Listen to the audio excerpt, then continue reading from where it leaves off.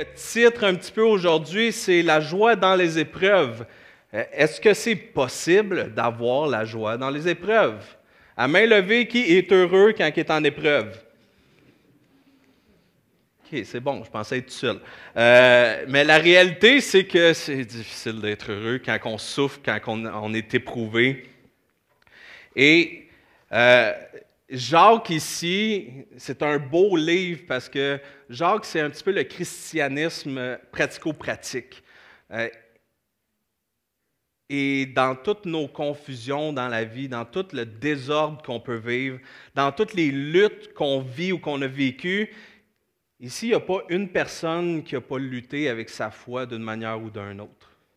Et le message de Jacques, c'est que l'œuvre de Jésus-Christ est tellement puissante dans nos vies qu'on n'a pas besoin d'éviter les épreuves parce que Dieu pourvoit. Et que Dieu soit loué au travers de ça. Donc, on va lire Jacques 1, les 4 premiers versets. Donc, Jacques 1, verset 1, je vais juste prier avant de lire le texte. Père Céleste, merci pour l'opportunité que tu nous donnes de pouvoir être rassemblés ensemble. On a parlé de la COVID, Seigneur. Merci les opportunités, mais merci aujourd'hui parce qu'on est passé à une prochaine étape d'être ensemble, de vivre cette fraternité-là. Merci pour l'accueil qu'on a reçu hier de l'équipe de jeunesse. C'est vraiment une joie de voir qu'on peut travailler en tandem au travers du Québec pour une seule cause. Et je te prie que ce matin, nos cœurs puissent être tournés vers toi. Dans ton texte, Seigneur, dans cette parole que tu nous donnes, afin qu'on puisse être ouvert aux épreuves, afin qu'on puisse être ouvert à la souffrance, dans un but précis, Seigneur, c'est de se rapprocher de toi et de te faire confiance, parce que tu as la solution, tu es la solution. Amen. Donc, Jacques 1, versets 1 à 4, Jacques, serviteur de Dieu et du Seigneur Jésus-Christ, salue les 12 tribus dispersées du peuple de Dieu. Mes frères et sœurs, quand vous passez par toutes sortes d'épreuves, considérez-vous comme heureux, car vous le savez, la mise à l'épreuve de votre foi produit l'endurance. Mais il faut que votre endurance aille jusqu'au bout de ce qu'elle peut faire pour que vous parveniez à l'état d'adulte. Et soyez pleins de force des hommes auxquels il ne manque de rien. On pense souvent que la souffrance ou l'épreuve, c'est quelque chose qui nous arrive en dehors du plan de Dieu. Parce pourquoi je souffre? Et les 4 premiers de Jacques nous aident à voir que cette souffrance-là ou ces épreuves-là fait partie de la rédemption de Dieu. La pression qu'on subit à cause des différentes épreuves, ça va produire en nous une croissance pour aller à la ressemblance de Christ. C'est par l'amour, c'est par la grâce de Dieu à la croix, on peut parvenir à surmonter et même à venir apprécier les épreuves dans nos vies. Et je vais vous partager une petite histoire. Ici, il y en a sûrement qui connaissent l'histoire de Joni Eareckson. Il y en a-tu ici qui connaissent le nom? Quand même une bonne partie. Donc, Joni Eareckson, c'est une dame, en 1967, elle a décidé de sauter dans la baie de Chesapeake, qui est juste là, et elle a mal évalué la profondeur de l'eau. Et sa vie a changé à jamais. Joni est tombée tétraplégique à partir de ce moment-là. Et depuis ce temps-là, elle vit dans un fauteuil roulant, qu'elle a besoin de beaucoup d'aide aussi. Joni a écrit beaucoup de livres face à son expérience. Il y a même un film qui a été fait sur son expérience. Je vais juste tasser le petit fil. Et Joni a été une source d'inspiration pour beaucoup, parce qu'elle a évangélisé au travers de ses épreuves. Et l'expérience de Joni est une belle image de ce que Jacques 1, 1 à 4 veut nous dire. Elle est un modèle de joie au milieu de sa souffrance. Elle démontre au travers de son témoignage qu'il y a un objectif dans sa souffrance. Il y a un but à son épreuve. Et même un jour, Joni a mentionné dans un de ses témoignages qu'elle parlait d'avoir son fauteuil roulant au ciel. Parce que pour elle, ça fait partie de la grâce de Dieu. Et ça, c'est quelque chose de flyé. Et je la cite un petit peu quand elle parle de joie. Elle dit « D'où vient ce type de joie? » En fin de compte, nous savons que la réponse à cette question est que cette joie ne peut venir que de Dieu. Il n'y a aucune joie qui va venir de nous, qui va être à la hauteur de nous aider à traverser les épreuves. On n'est pas capable. Et ce matin, j'aimerais ça qu'on puisse voir 3 vérités qui vont nous aider à voir la joie au milieu des épreuves. Donc, la première, on peut passer. Yes, sir. On va passer. La première, c'est que les enfants de Dieu vont connaître des épreuves. Amen. Oui, c'est le genre de réponse que je m'attendais. Les enfants de Dieu vont grandir grâce aux épreuves. Amen. Là, les amens vont monter. Par l'amour et la grâce de Dieu, les enfants de Dieu surmonteront les épreuves. Mais je sais que c'est encourageant de dire qu'on va souffrir. Qui n'aime pas souffrir? Il n'y a personne qui aime souffrir. Et c'est ça qu'on veut voir ensemble, et on va juste décortiquer les 4 versets pour creuser dans ces 3 vérités-là. Donc, le premier point, c'est que les enfants de Dieu connaîtront des épreuves. Et je relis les 2 premiers versets. « Jacques, serviteur de Dieu et du Seigneur Jésus-Christ, salue les 12 tribus dispersées du peuple de Dieu. Mes frères et sœurs, quand vous passez par toutes sortes d'épreuves, considérez-vous comme heureux. » Et Jacques, ici, c'est le demi-frère de Jésus. Et la première chose qu'il dit, il se définit comme quoi? Serviteur de Dieu. Et en partant, Jacques expose sa disposition de cœur et il encourage les Juifs qui ont été dispersés dans Acte 8 pendant la persécution. Parce que Jacques se positionne tout de suite en disant « Je suis serviteur de Dieu ». Et il commence sa lettre comme ça. Et c'est un texte qui s'adressait, Jacques s'adressait aux Juifs, aux croyants qui vivent l'épreuve. Ça n'a pas été évident pour les Juifs non plus dans ce temps-là de se faire disperser. Et en plus, il y a eu de l'abus parmi les Juifs envers les Juifs par la suite. Fait que là, c'était abus par-dessus abus, c'était épreuve par-dessus épreuve. Et quand que Jacques, au verset 2, quand vous passez par toutes sortes d'épreuves, mais Jacques aussi a vécu ces épreuves-là. Et c'est une personne qui vit ces épreuves-là qui nous encourage. Ce n'est pas une personne de l'extérieur qui ne comprend pas la situation. Donc, les enfants de Dieu connaîtront des épreuves.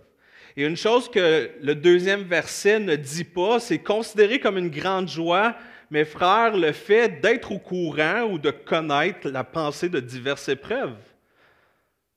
Et mon texte, juste pour ceux qui veulent suivre, c'est dans la version Sommeur. Donc, je lis dans la Sommeur. Mais le texte ne dit pas ça, juste le fait de connaître. Le texte nous dit, quand vous passez par toutes sortes d'épreuves, considérez-vous comme heureux. Et Jacques parle de la souffrance dans la persécution, mais il veut qu'on comprenne qu'à tout moment, dans nos vies, on est appelé à vivre des épreuves en tant que croyant. À tout moment, parce qu'on va passer au travers des épreuves. Et il y a plusieurs versets dans la parole de Dieu qui nous montrent un petit peu que la souffrance ou l'épreuve fait partie intégrale de la vie chrétienne. Dans Jean 16, 33, « Il fallait que je vous dise aussi cela pour que vous trouviez la paix en moi. Dans le monde, vous aurez à souffrir bien des afflictions, mais courage, moi j'ai vécu le monde. » Dans Romains 8, 17, « Et puisque nous sommes enfants, nous sommes aussi héritiers de Dieu, et donc co-héritiers de Christ, puisque nous souffrons avec lui pour avoir part à sa gloire. » Et dans 1 Pierre 4 au verset 12, « Mes chers amis, ne soyez pas surpris d'avoir été plongés dans la fournaise de l'épreuve, comme s'il vous arrivait quelque chose d'anormal. » Et c'est quelque chose de facile de perdre de vue. Quand on vit l'épreuve, c'est anormal. Parce que ça chamboule notre horaire, ça chamboule nos émotions, ça chamboule la manière qu'on voyait les choses. Et une autre chose que cette vérité-là, dans les 2 premiers versets, nous montre, ça parle de toutes sortes d'épreuves, de diverses épreuves dans d'autres versions. Et en nous disant que nous allons souffrir, il faut voir ça que le Seigneur nous fait une grâce. Ça nous empêche d'être en état de choc quand on est conscient qu'à tout moment, une épreuve peut arriver. Quand on sait que la souffrance fait partie du plan de Dieu, on est mieux préparé à faire confiance à sa bonté souveraine. On nous rappelle que Dieu sait que nous allons souffrir. Mais il sait aussi que notre souffrance elle a un but. C'est le temps de bâtir votre connaissance de l'épreuve, votre connaissance de la souffrance. Le deuxième point, c'est que les enfants de Dieu vont grandir au travers des épreuves. Et les versets 3 et 4 nous donnent la raison pour laquelle on doit être joyeux au milieu des épreuves. Car vous le savez, la mise à l'épreuve de votre foi produit l'endurance. Mais il faut que votre endurance aille jusqu'au bout de ce qu'elle peut faire pour que vous parveniez à l'état d'adulte et soyez pleins de force, des hommes auxquels il ne manque de rien. Et ça produit l'endurance. Et un autre mot pour l'endurance, c'est aussi patience. Et il y a certaines versions qui vont dire patience au lieu d'endurance. Et quand on utilise ce mot-là, on pense à l'idée dans la patience de rester calme, d'attendre. Mais en fait, ici, le mot patience que Jacques utilise, c'est d'être capable de supporter une grande pression. C'est supporter une grande pression, c'est vraiment le mot grec, là, c'est supporter sous. C'est vraiment ce que le mot veut dire, et ça signifie d'endurer. Parce que plus qu'on met de la pression, ben, à un moment donné, si on n'endure pas, ça lâche. La réalité, c'est que l'épreuve produit l'endurance, et l'endurance produit le raffinement. Et c'est ici que ça devient intéressant de parler des épreuves et de l'endurance, des tentations, des souffrances. Mais qu'est-ce que ça signifie? Quand on entend le mot épreuve, il ne faut pas penser à des examens, il ne faut pas penser, pour ceux qui sont à l'école, il ne faut pas penser à ta scolarité, il ne faut pas penser à la réussite ou à l'échec dans ce que tu entreprends. Ce n'est pas ce genre de test-là que Jacques veut adresser. Et je pense qu'il y a une belle image au travers de la métallurgie pour nous aider à saisir ce principe-là. Et quand un métallurgiste va extraire un métal, il trouve les métaux à l'état brut. Comme ça. C'est pas si beau que ça. C'est pas mal une roche que j'aurais trouvée, puis je ne suis pas sûr que je l'aurais gardée.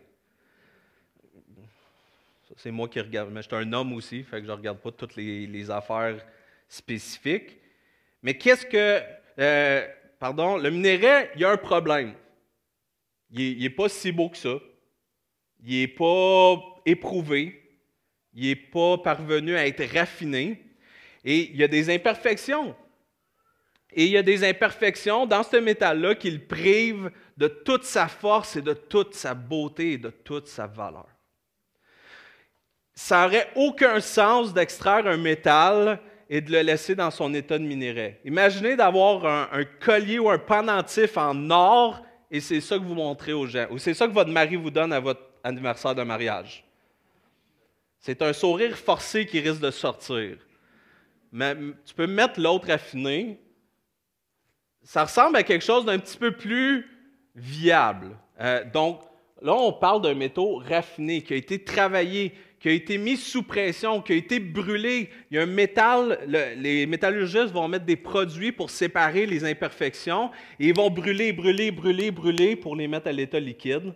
Puis à l'état liquide, ils vont pouvoir enlever les imperfections. Et si vous portez un bijou un matin, il y a des fortes chances que ce soit un produit raffiné, éprouvé que vous portez. Et c'est ce que Jacques est en train de nous dire, c'est que les épreuves dans nos vies ont pour but de passer de ça à un état raffiné, où il y a de la valeur, où il y a du beau qui ressort de là. Mais ça prend du temps. Ça prend du temps, ça prend des efforts, ça prend des épreuves avant que la transformation puisse se faire. Et en tant qu'enfant de Dieu, on est appelé à être raffiné et à devenir endurant. Il ne faut pas juste être satisfait de notre état de minerai, où oui, il y a de l'or là-dedans, mais on ne doit pas être satisfait de ça. Sachant que Dieu éprouve pour faire sortir quelque chose de beau dans nos vies. Et sans nécessairement tout comprendre, parce qu'il y a des épreuves dans nos vies qu'on ne comprendra pas le pourquoi. C'est la réalité. Et je crois que ça fait partie de la grâce de Dieu pour dépendre davantage de lui. Et comme Jacques, est-ce que c'est notre disposition première de dire « Mais mon identité, c'est serviteur de Dieu en premier ». Parce que dans nos épreuves, notre identité, elle va sortir assez rapidement. À quel point qu'on va être proche de Dieu. À quel point qu'on va faire confiance à Dieu. Et le début du verset 3 dit « Car vous le savez ». Jacques ne dit pas « Voici une nouvelle chose dans vos vies, vous allez vivre des diverses épreuves ». Non, « Car vous le savez ». Et je nous pose la question, est-ce qu'on le sait? Est-ce qu'on est conscient? Est-ce qu'on a oublié qu'on est appelé à vivre diverses épreuves dans nos vies? Est-ce qu'on est blessé ou même fâché que Dieu ne nous a pas donné ce qui nous était dû? Est-ce qu'on se tourne vers lui quand l'épreuve ou la tentation vient? Est-ce que c'est notre réflexe premier? L'endurance n'est pas le but ultime. La ressemblance à Christ, la couronne de vie le sont. Dans Jacques 1 au verset 12, « Heureux l'homme qui tient ferme face à la tentation, car après avoir fait ses preuves, il recevra la couronne du vainqueur. » La vie que Dieu a promise à ceux qui l'aiment.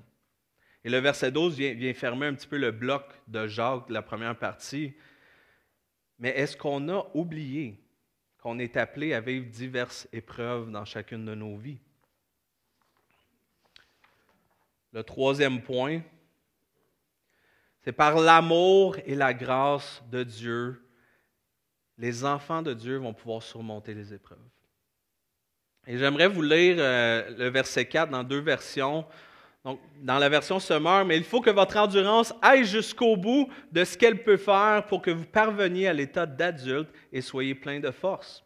Des hommes auxquels il ne manque rien. » Et dans la version Louis II, ça nous dit « Mais il faut que la patience accomplisse parfaitement son œuvre, afin que vous soyez parfaits et accomplis sans faillir à rien. » Qui ici est capable de se rendre à la perfection? Merci. Quand la Bible ici parle d'être parfait, Jacques ne veut pas dire d'être sans péché. On parle d'une maturité. On parle d'avoir grandi, d'avoir cheminé. Et si je vous dis, la fleur, elle est parfaite, il risque d'avoir des défauts dans cette fleur-là. Mais en bout de ligne, elle est mature, elle est parfaite. Et une chose qui est parfaite, c'est la prochaine slide. Oui, ça c'est la perfection. Dieu n'a pas manqué sa shot avec ça. Il y a même mes expressions faciales. Je suis béni de ça. Et ça fait, il y a 13 mois, et j'ai de plus en plus peur de ne pas être à la hauteur de l'enseigner selon les voies de Dieu. La responsabilité qui vient avec ça, ouf! Mais par la grâce de Dieu, on va passer au travers des épreuves. On va grandir. Il ne faut pas faire l'autruche, de se mettre la tête dans le sable pour dire « La tempête va passer, je vais ressortir la tête quand tout va être beau. » Mais il faut tendre à la perfection, il faut tendre à la maturité. Et la maturité, ça prend du temps. Ça prend des épreuves. Ça prend un appui. On apprend dans nos épreuves. ça va prendre du temps. En anglais, il y a une expression qui dit « slow and steady wins the race ». Sinon, en français, pour ceux qui connaissent la fable du lièvre et de la tortue de La Fontaine, c'est le même principe. Tranquillement, pas vite, un pas à la fois. Il n'y a nulle part dans la Bible que Dieu dit « passe à go, on a terminé ».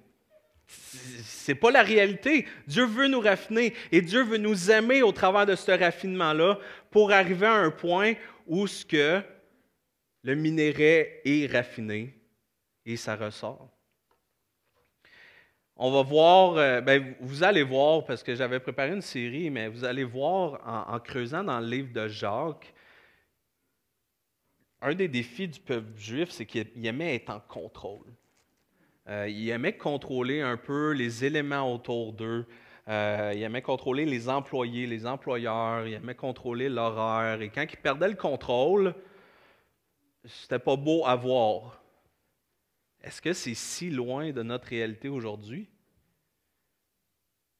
Dans notre réalité d'aujourd'hui, c'est qu'on a tellement une opportunité d'avoir du instantané. On a besoin d'une réponse. Quand quelqu'un ne lit pas mon texte, je me demande s'il m'ignore, après 5 secondes. Mais on est tous un petit peu rendus comme ça. Puis ceux qui n'ont pas tombé dans ce panneau-là, s'il vous plaît, continuez. Rentrez pas dans ce panneau-là. On ne veut pas être anxieux, mais on a besoin de savoir qu'est-ce qui se passe. Et si on ne le sait pas, on angoisse. Et de plus en plus, on est dans une société où ce que l'anxiété prend de plus en plus de place. Et une des causes, c'est parce qu'on a accès à l'information tellement rapidement que quand on ne l'a pas, on est pris au dépourvu. Et tantôt, je parlais de la flexibilité. Tantôt, je parlais de sortir de notre zone de confort.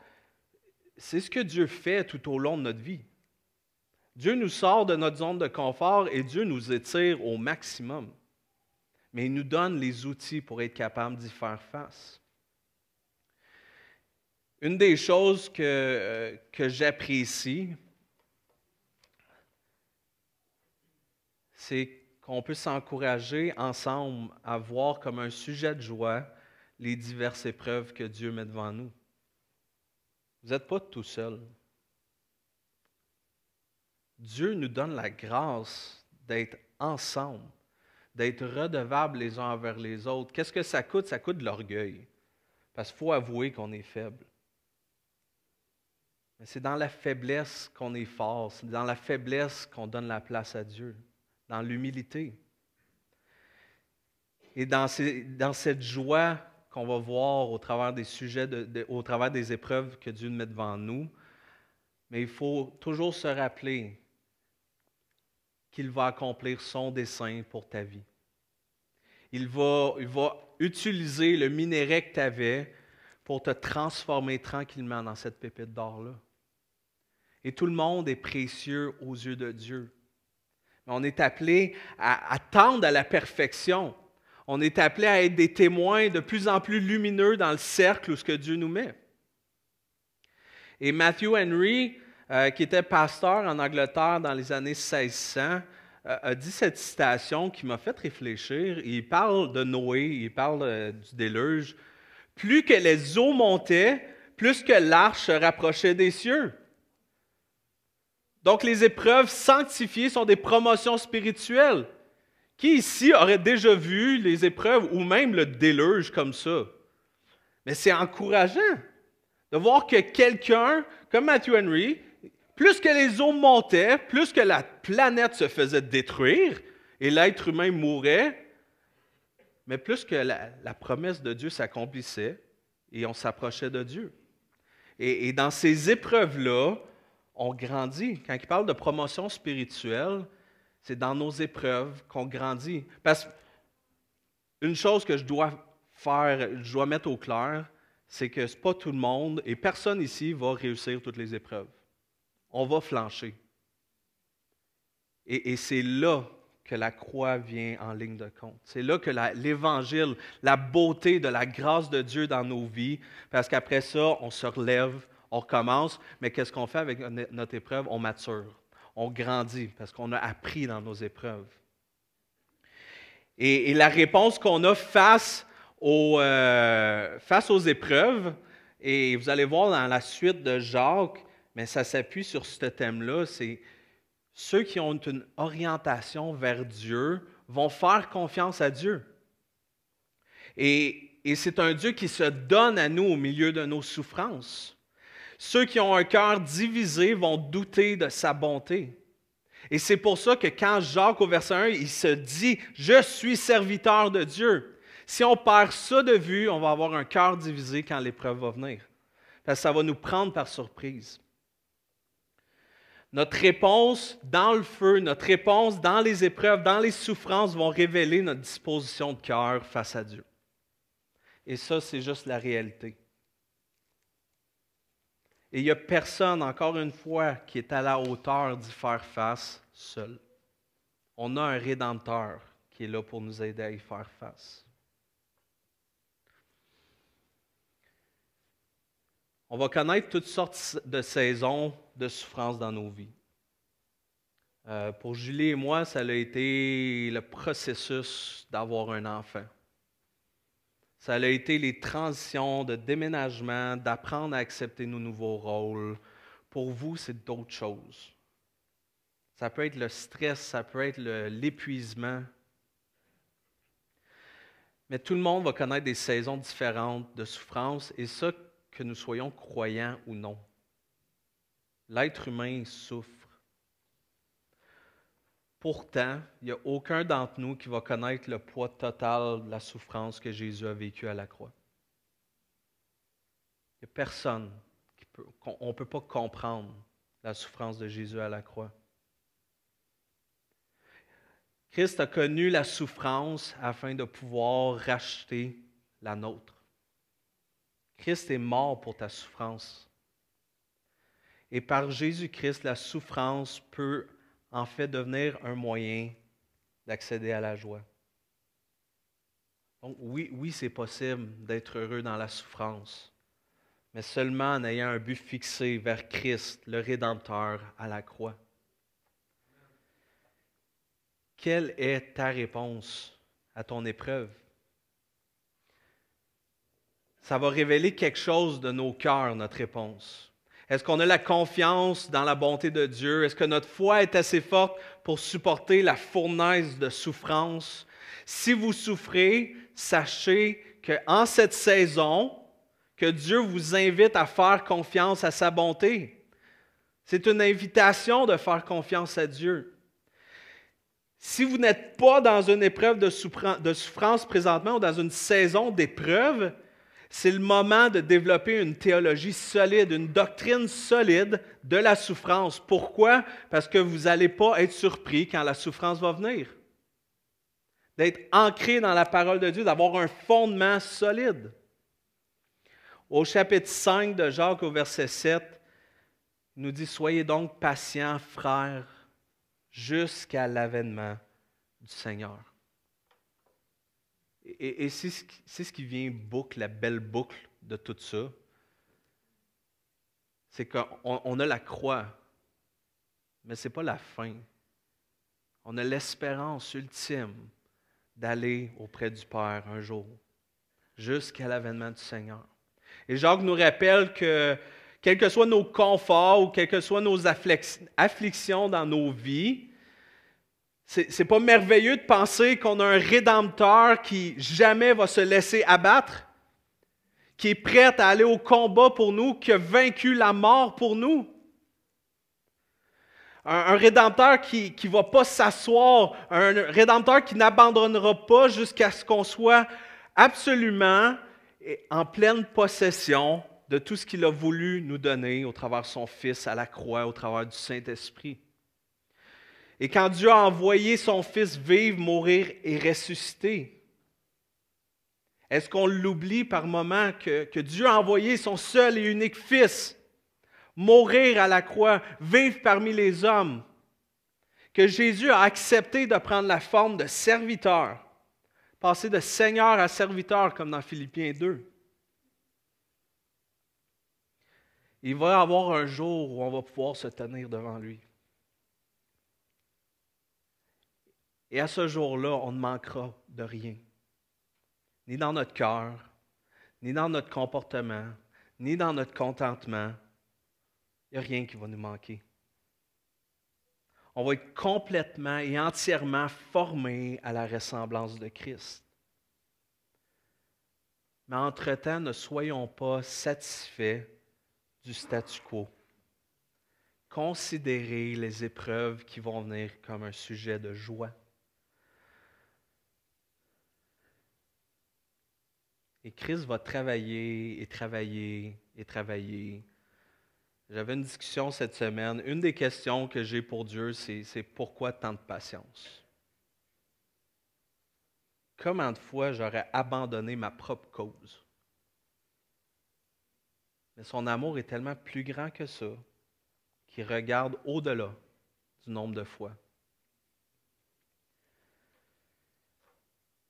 Il faut commencer cette grâce, il faut voir cette grâce dans nos vies, d'être régénéré, la grâce de transformation dans nos vies, qu'il a commencé et qui continue d'agir dans le raffinement de nos vies au travers des épreuves et des souffrances. Soyez honnêtes avec Dieu. Soyez honnêtes avec les gens qui vous entourent. On n'est pas inébranlable. Ça ne sera pas long qu'on va flancher. Mais on a une famille autour de nous.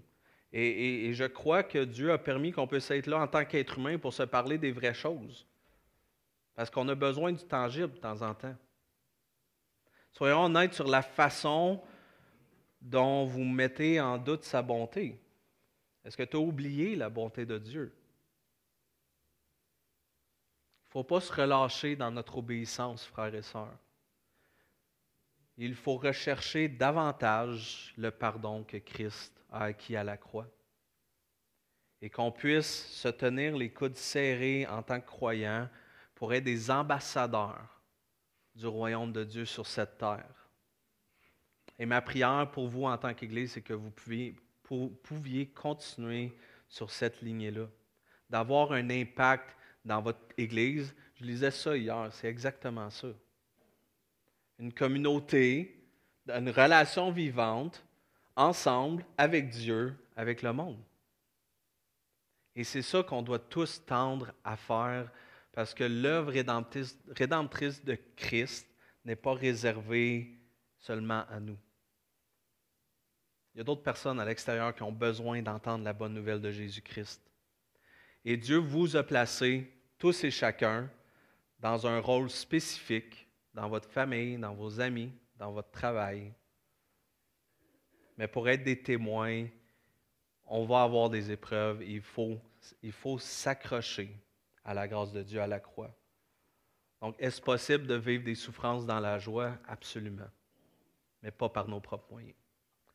Je termine en prière, puis je vais inviter Silvio pour quelques annonces par la suite.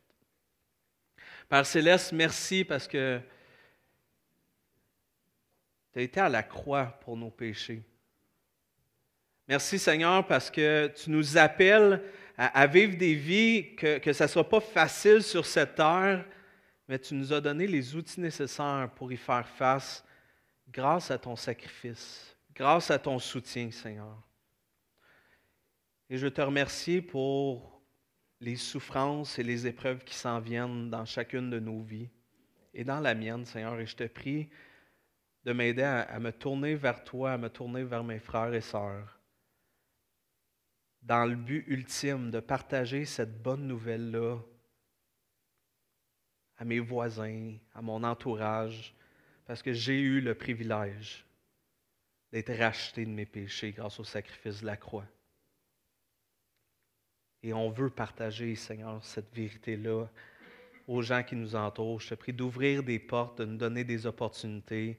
Et je te prie de mettre ta main sur cette assemblée, de les bénir, Seigneur, dans ce qu'ils vivent et dans l'implication qu'ils ont dans leur communauté. Je te prie d'être avec les responsables de l'Église, de leur donner la sagesse dans tout ce qu'ils ont à faire. Et vraiment que ton nom soit glorifié au travers de cette province, au travers du monde. Et merci de te servir de nous, Seigneur. On n'est pas à la hauteur, mais je te prie qu'on puisse se tourner vers toi pour être des ambassadeurs qui sont fiers de tendre cette bannière bien haute, de dire que je suis fils ou je suis fille du Dieu vainqueur. Amen.